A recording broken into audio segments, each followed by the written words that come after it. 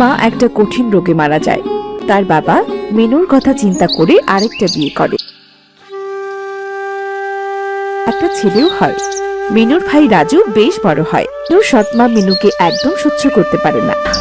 আজকাল শরীরটা যেন বড্ড বিশ্রাম নিতে চায়। আমার জন্য বিশ্রাম না, আমাকে তোমার মতো আকাশের তারা বানিয়ে দাও না মা। কইরে সাইকুড়ানি, কিরে কাজ করা হয়নি নাকি? কখন এসেছিস রান্নাঘরে? হ্যাঁ, রান্নাঘরের কাজ শেষ, চলেনি এক্ষুনি রান্না বসাচ্ছি। তোর বাবা তো দোকানে যাবে, রাজু স্কুলে যাবে, একে নিয়ে আর পারি না বাপু।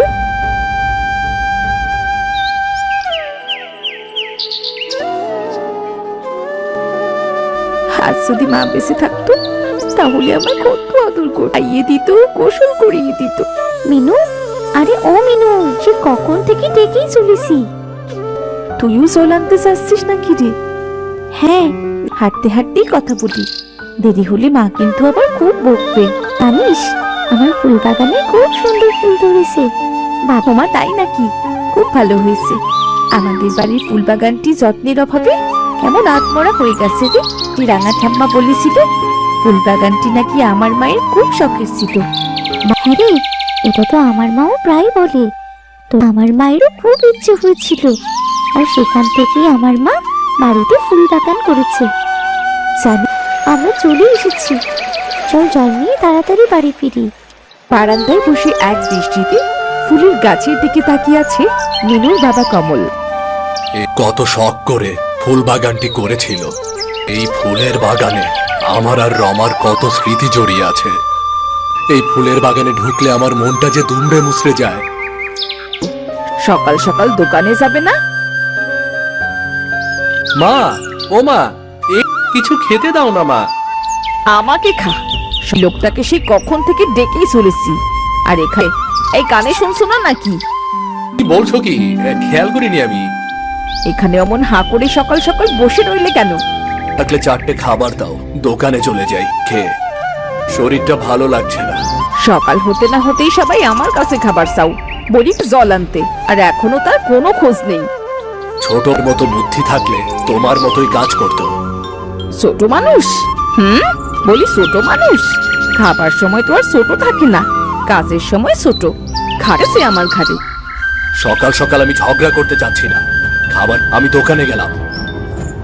তোর জন্য যত ঝামেলা এই সংসারে, মরতে পারিস না তুই? হতচ্ছাড়া অপয়া অলক্ষীটা আজ বাড়ি ফিরুক। আজ ওর একদিন কি আমার একদিন। হতচ্ছাড়িটা এসেছে দেখছি, দাঁড়া মজা দেখাচ্ছি।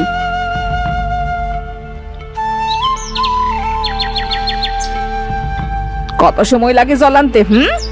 মা, লাগছে, আমার খুব লাগছে মা। লাগার জন্যই তো মারছি রে হতচ্ছাড়ি। তোর মা মরেছে মরেছে, তোকে আমার ঘাড়ে দিয়ে বেঁচে গেছে। না, আমার খুব লাগছে। তাড়াতাড়ি রান্না শেষ করে কাপড় কেচে ধুয়ে জঙ্গলে জ্বালানি আনতে যাবি। তবে মনে রাখিস, এবারই তোকে জমের গালি দেব। মা, মা তোমার কাছে আমায় কেন নিয়ে যাও না মা? এখানে মিনু সেখান থেকে উঠে সংসারের সব কাজ গুছিয়ে একটা দা নিয়ে জঙ্গলের দিকে হাঁটতে লাগলো। কতটা পরিশ্রম করলে ওরা খুশি হবে? একা একা জঙ্গলে আমি কি করে যাব? আমি তো চলে এসেছি, জঙ্গলের ভেতরে যাব না। এই মাথা থেকে কিছু জ্বালানি নিয়ে জলদি বাড়ি ফিরবো। মিনুর মনে হচ্ছে একটু ঘুমোতে পারলে খুব ভালো লাগতো। আমি একটু চোখটা বুঝি, তারপর বাড়ি ফিরবো। কিছুক্ষণ মাকে স্বপ্নে দেখলো। কি রে মা, এখানে বসে কাঁদছিস কেন? মা গো, তোমার সাথে আমায় নিয়ে চলো না মা। সব সময় থাকি, শুধু তুই দেখতে পাস না। তুই আমার ফুলের বাগানটা কেন যত্ন করিস না? কেন আমার ওই ফুলের বাগানের গাছে গেলে যে মা খুব বকে। ওই গাছগুলো বেশি করে যত্ন করিস রে মা, বাগানে ফুলে ভরে যাবে। আর ওই ফুল গাছের মধ্যে দিয়ে আমি তোর সাথে থাকবো। তুমি সত্যি বলছো মা? আমি আজ গাছগুলোর যত্ন করব। আমি এই সুপের বাড়ি গোলাপ সহ আরো নানান রকমের ফুল গাছ আছে, যাবার সময় নিয়ে দেখবি তোর ফুল বাগান ফুলে পরিপূর্ণ হয়ে যাবে। মা, মা কোথায় তুমি? আবারও ফুল গাছ লাগাবো, আবারও লাগাবো। মা বলল আমার নিয়ে যেতে, আমি নিয়ে যাবো বাড়িতে। গাছগুলোকে কেউ যত্ন করে না, তবু কত সুন্দর। কটা ফুল গাছ নিয়ে বাড়ি ফিরি। আজ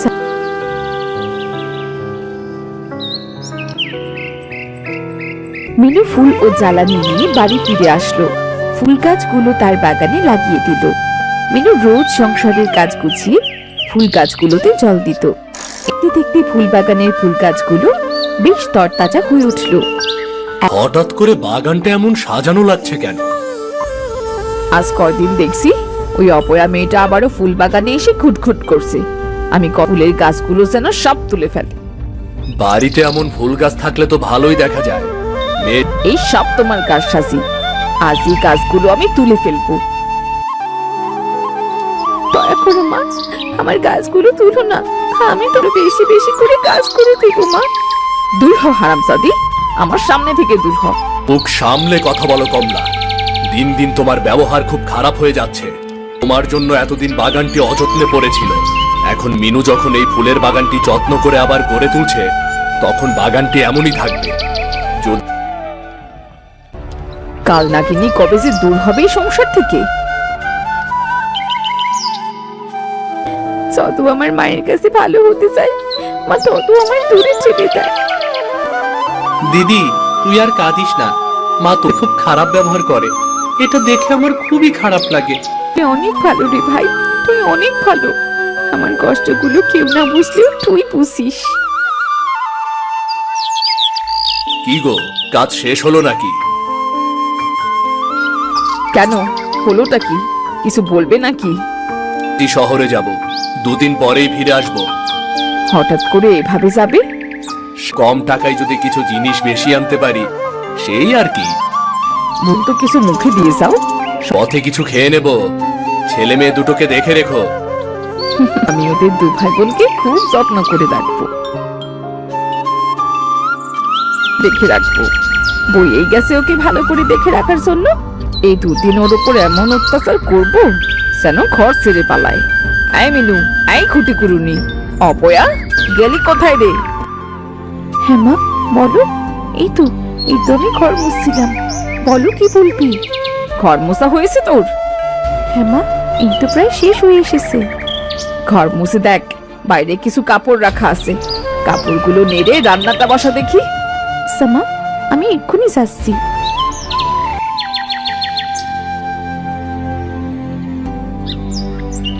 শোনো বাবা, মাজাটা গেল রে বাবা।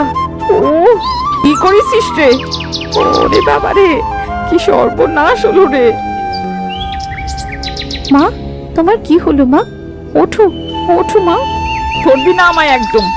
কিভাবে ঘর মুছেছিস? হ্যাঁ, সারা ঘরে জল আর জল। অকর্মার ঠিকই, একটা কাজেরও গুণ নেই। আমাকে ব্যথা দেওয়া? দাঁড়া, আয় এইদিকে আয়। কোথায় নিয়ে যাচ্ছ মা আমাকে? এখনো তো লাগার কিছুই হয়নি, একটু পর বুঝবি মজা। রান্নাঘরে নিয়ে গিয়ে চুলায় গরম খুন্তি করে হাতে খুন্তির ছ্যাঁকা দিতেই সে চিৎকার করে উঠল। কাজ করার সময় এবার থেকে দুবার ভেবে নিবি। এত নির্যাতন যে আমার আশ্বাস হয় না। আমাকে আকাশের তারা করে দাও। মিনু তার ফুল বাগানে জল দিচ্ছিল আর হাতের যন্ত্রণায় কাঁদছিল। এদিকে কমলা মিনুকে ঘরে না দেখে রেগে মেগে বাইরে এসে দেখলো বাড়ির কাজ না গুছিয়ে মরতে মরতে এই ফুল বাগানে এসেছিস। দাঁড়া, আজ তোর ফুলগুলোর কি অবস্থা করি দেখ। দয়া করে আমার ফুলগুলোর কিছু করো না। সর বলছি, সামনে থেকে সর অপয়া। আরে বাপ রে বাপ, পাটা ভেঙে গেল রে আমার। রাজু, এই রাজু, তাড়াতাড়ি বাইরে আয়। আজে পায়ে চোট পেয়েছি রে। ওরে মিনু রে, তাড়াতাড়ি ডাক্তার ডাক। আমার যে এই যন্ত্রণা সহ্য হচ্ছে না রে। কিরে দিদি, ডাকছিস কেন? মায়ের আবার কি হলো? মা পড়ে গিয়ে পায়ে চোট পেয়েছে। তাড়াতাড়ি হাটে গিয়ে হরি কাকাকে ডেকে আন।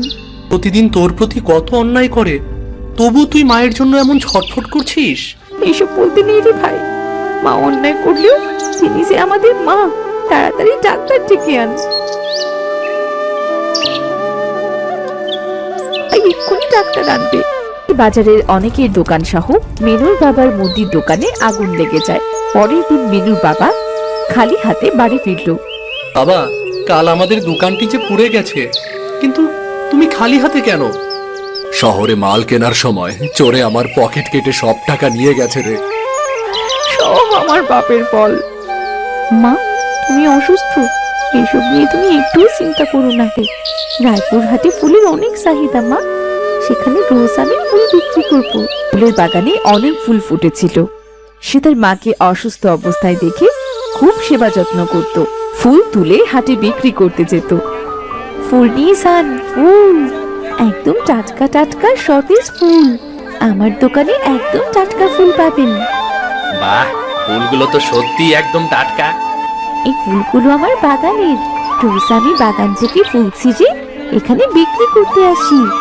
বেশ বেশ, এখন থেকে আমি রোজ তোমার এখান থেকে ফুল নেব। দাওকে এখান থেকে কিছু ফুল দাও। ফুল বিক্রি করে মিনুদের সংসার বেশ ভালোভাবেই চলতে লাগলো। মিনু তার মায়ের চিকিৎসাও করাতে লাগলো। ওঠো, তোমার জন্য ওষুধ এনেছি। তুমি খাবার খেয়েছো মা? হ্যাঁ রে মা, খেয়েছি। হ্যাঁ, আমি তোর সাথে অনেক অন্যায় করেছি, যার শাস্তি স্বরূপ আজ আমাদের এই অবস্থা। তোমার পরে আমার কোনো অভিযোগ নেই মা। আজ থেকে আমাদের সংসারে শান্তি আর শান্তি। আমার সেই আদরের ছোট্ট মেয়েটাকে চোখে পর্দা ফেলে এতদিন দূরে সরিয়ে রেখেছিলাম।